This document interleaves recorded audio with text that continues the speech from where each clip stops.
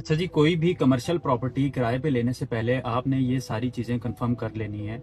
वरना आपका जो बिज़नेस का प्रॉफिट मार्जिन है वो सारे का सारा हिडन कॉस्ट में चला जाएगा। तो सबसे पहली चीज़ जो आपने चेक करनी है वो हिडन कॉस्ट ही चेक करनी है कि आपका जो बेसिक किराया है उस किराए के अलावा और कौन कौन सी चीज़ें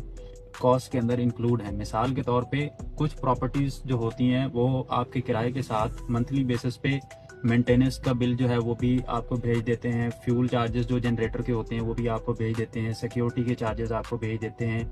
समटाइम्स जो है वो लिफ्ट चार्जेस, पार्किंग चार्जेस, वो सारी चीज़ें सिक्योरिटी वाली आपको वो भी भेज देते हैं। तो ये चीज़ आपने कॉन्ट्रैक्ट करने से पहले कंफर्म कर लेनी है कि किराया जो है उसके अंदर क्या क्या चीज़ें इंक्लूडेड। अच्छा जी, दूसरी चीज़ आपने ये कंफर्म करनी है कि किराया जो बढ़ाने का तरीक़ेकार होगा 1 साल के बाद उसकी परसेंटेज क्या होगी, और अगर मिसाल के तौर पे वो 10% है तो वो फ्लैट रेट पे बढ़ेगा या कंपाउंड रेट पे बढ़ेगा। अगर फ्लैट रेट पे बढ़ेगा तो फिर चीज़ आपके फ़ायदे में है, लेकिन अगर कंपाउंड रेट पे बढ़ेगा तो फिर 3-4 साल बाद जो है वो 10-12 हज़ार का फ़र्क आ जाता है। तो ये चीज़ भी आपने पहले से कंफर्म कर लेनी है ताकि बाद में आपको इश्यूज ना बने। तीसरे नंबर पे जो आपने चीज़ चेक करनी है वो इंफ्रास्ट्रक्चर के बारे में है, और इलेक्ट्रिसिटी का जो सैंक्शनल लोड है वो आपने चेक करना होता है तीसरे नंबर पे। मिसाल के तौर पर कुछ प्रॉपर्टीज़ वो होती हैं कि जिनके अंदर 3 फेज़ कनेक्शन नहीं होता, लेकिन आपको अपने बिजनेस के ऑपरेशंस रन करने के लिए 3 फेज़ कनेक्शन जो है वो रिक्वायर्ड होता है। तो ये सैंक्शनल लोड बिजली का जितना भी है ये आपने